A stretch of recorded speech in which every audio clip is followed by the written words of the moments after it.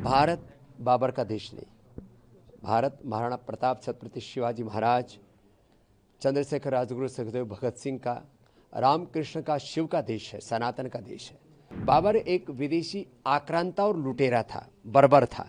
इसलिए उसके नाम को महिमा मंडित करने वाले लोग, मुझे लगता है वो कहीं ना कहीं भारत के साथ गद्दारी कर रहे हैं। बाबर जो है कोई भारतीयता का प्रतीक नहीं है, बल्कि वो विदेशी आक्रांता का प्रतीक है।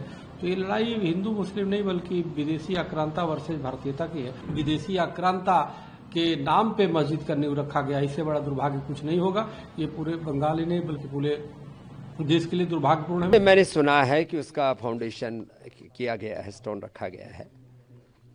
भारत बाबर का देश नहीं, भारत महाराणा प्रताप छत्रपति शिवाजी महाराज, चंद्रशेखर राजगुरु सुखदेव भगत सिंह का, रामकृष्ण का, शिव का देश है, सनातन का देश है।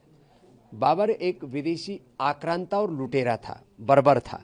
इसलिए उसके नाम को महिमा मंडित करने वाले लोग, मुझे लगता है वो कहीं ना कहीं भारत के साथ गद्दारी कर रहे हैं, और ऐसे लोग कभी भी अपने मकसद में कामयाब नहीं होंगे।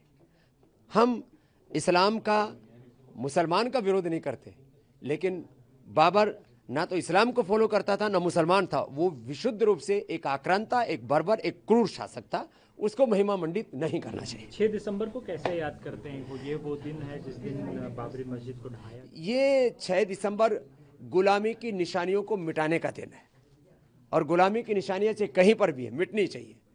चाहे वो हमारे तीर्थ स्थलों के रूप में हो, चाहे वो किसी नाम के रूप में हो, चाहे वो हेल्थ में, चाहे एजुकेशन में। आज शिक्षा की गुलामी चल ही रही है, चिकित्सा की गुलामी भी चल रही है। तो सभी प्रकार की गुलामी की निशानी और गुलामी की मानसिकता से पाने का ये वक्त है। और मैं आश्वस्त हूँ, भारत के लोग अब जागरूक हो गए हैं, किसी विदेशी क्रूर आक्रांता को महिमा मंडित नहीं होने देंगे। बंगाल में जो भी हो रहा है यह बड़ा दुर्भाग्यपूर्ण है। बाबर के नाम पे जो मस्जिद का ढांचा तैयार किया जा रहा है और नींव रखा गया है, ये आज अति दुर्भाग्यपूर्ण है। क्योंकि एक तरफ बाबर जो है कोई भारतीयता का प्रतीक नहीं है, बल्कि वो विदेशी आक्रांता का प्रतीक है। तो ये लड़ाई हिंदू मुस्लिम नहीं, बल्कि विदेशी आक्रांता वर्सेज भारतीयता की है। और जिस प्रकार से वहाँ के टीएमसी के निलंबित विधायक ने ये किया है, कहीं ना कहीं हमें लगता है कि टीएमसी भी अप्रत्यक्ष रूप से वहाँ की सरकार भी जुड़ी हुई है। अगर नहीं जुड़ी होती तो बहुत पहले उनके खिलाफ कार्रवाई कर दी होती।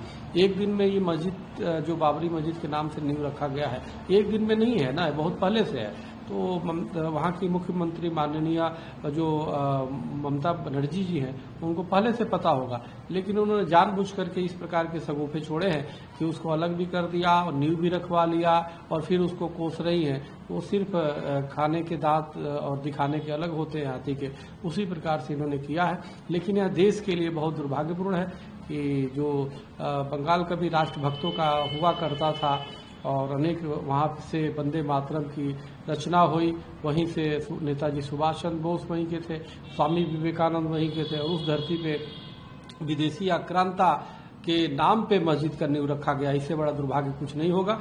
ये पूरे बंगाल ही नहीं बल्कि पूरे देश के लिए दुर्भाग्यपूर्ण है। मैं महामहिम राष्ट्रपति जी से आग्रह करता हूं, और मैंने ट्वीट भी मैं किया हूं कि वहां पे किसी भी तरीके से राष्ट्रपति शासन लागू किया जाए पश्चिम बंगाल में, क्योंकि वहां पे कहीं न कहीं सरकार और वहां पे जो कट्टरपंथी है वो चाहते हैं, उनके अंदर कानून का कोई खौफ नहीं है। वो चाहते हैं किसी भी तरीके से हिंदू मुस्लिम मान करके दंगे किया जाए, देश को गजबा हिंद बनाया जाए, इस्लामिक शरिया कानून लागू किया जाए, जो संभव नहीं है। वो संविधान को मानने वाले लोग नहीं है। इसलिए मेरा मानना है वहाँ राष्ट्रपति शासन लागू पश्चिम बंगाल में होना चाहिए।